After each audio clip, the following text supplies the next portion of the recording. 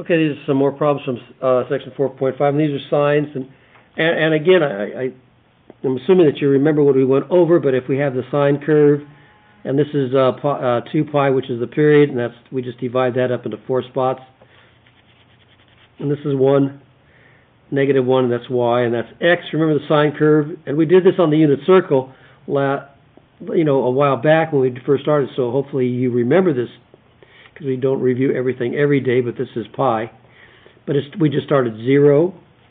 The basic sine form is 0, 1, 0, negative 1, 0. And we talked about showing that on the unit circle when we first started doing these graphs, so that shouldn't be so mysterious to you. So you just need those 5 points. And again, that's based upon our unit circle. Okay? So if we look at this graph over here, we have some changes. This is going to change the amplitude. Remember, whatever's in front is the amplitude. So instead of going up and down 1, I'm just going to multiply this value by a half. So I'm going to go up and down a half, to positive a half and negative a half. And then I've got a shift also, and that's all. I don't have anything in front here, so I got a regular 2 pi period. But I do have a shift of pi, and this is going to be pi to the left because it's opposite that sign. So when I draw this, I'll draw my scale over here. Actually, I didn't need to make it that long. And this is my y, and this is my x. And my normal period is 2 pi, so I'll put 2 pi over here. And let's see, make it 2 pi. So half of that would be pi. But then I've got to go the same distance, so about here, over here. And that would be negative pi. And this is, if I do the same scale, this that I've been using, this is 1. And this is negative 1. Call that 2 and negative 2 if I want. Okay? And if I look at what I've got over here, I've got a horizontal shift. This is the horizontal shift, pardon me. And since that's negative, since this is positive, it's always that opposite sign, so my shift would be to the left. And my amplitude is just to be 1/2, so I've got to mark that. Okay, so I'll put a 1/2 here, a 1/2 there. And my normal period is 2 pi, and I would divide these up into subintervals. Remember, 2 pi would be pi over 2. If I take 2 pi and divide it by 4, this is pi over 2. This would be 3 pi over 2.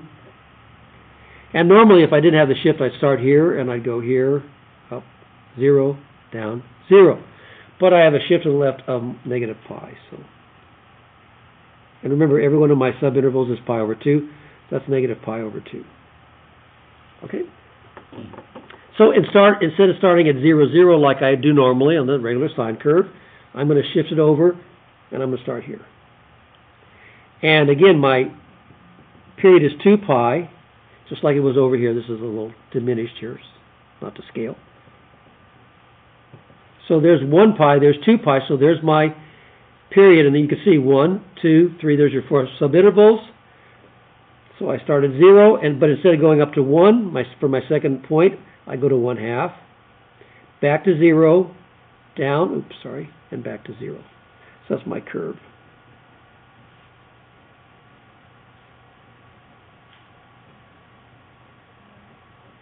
So there you go. You can see your starting point is at negative pi. You shift it over. So that's all you have to do. Okay, 26 looks a little bit more interesting. It's kind of still a variation on the same period shift that we've seen before. And 26 is y equals a negative 3. So that's going to flip it. That's what's going to make it a little more interesting. Sine, and I have the same thing we've had before. 2x plus pi over 2. So my period is going to be negative, so it's just going to be flipped, and we'll show you how to do that in just a second. And then we can have some kind of shift over here, and we've seen this before. So, and with the period, so we minus 3, and then we have the sine, and then I'll write this as 2x, and again I'll write this as multiply the top and the bottom by 2, so I got 2 pi over 4. That equals negative 3, and then I'll take the 2 out, so I got the sine of 2 and what's left is x plus. That's a little bit different because I'm going the other direction. Pi over 4. So if I look at my period is 2 pi over b, which is, this is my b, so it's 2 pi over 2, which is just pi, so that's my period. And remember, if we want to see what our subintervals are, you just divide the period by 4, and you get your subintervals. Okay. I guess I shouldn't do that there. I don't want to confuse you. The period is pi, so I have pi over 4 would be the subinterval, so take that pi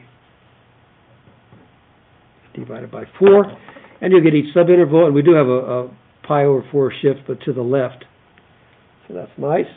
That's not too hard. And the period is negative 3, so we're going to have to make it a little bit higher as far as my y-axis. So I think I've got enough where I can graph it now. Got my period, got my shift. This is a horizontal shift.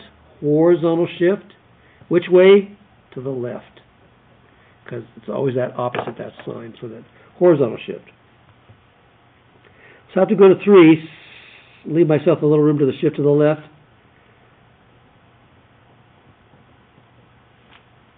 So there's going to give me my plus or minus 3. So there's your y, there's your x, and my period was pi, so I'll call this pi. Spread it out a little bit. So this would be pi over 2, pi over 4, 3 pi over 4,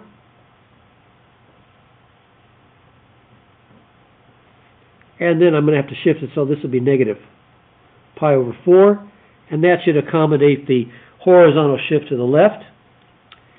Here's my 1, 2, 3. That should accommodate the amplitude of 3. And negative 1, negative 2, negative 3. That's actually the hardest part, is just writing the axes that you're going to use. We don't have a vertical shift, thank goodness. So what we're going to do is we're going to start, instead of starting here at 0, 0, we're going to start here. And this is going to be the length of the one cycle, or the period. 1, 2, 3, 4, those subdivisions. Each of them being pi over 4. So there we go. So that's what we got as far as our whole cycle. Now, the zeros stay the same, because if I take this is 0, the zeros stay the same. So I'm going to have 0 there, not there, 0 there, not there, 0 there. So those will be my zeros are going to be. So I can fill those in. Okay, because we don't have a vertical shift. And we already took care of the horizontal shift. So those are my 3 zeros. This is an easier way to do it.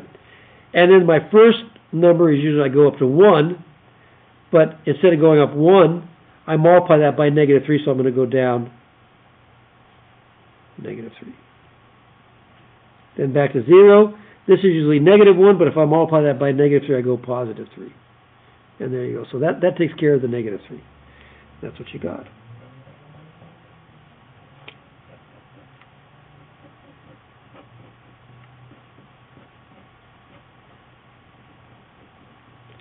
So try these. You're just analyzing your information, and that gives you all you need to come up with an accurate sketch.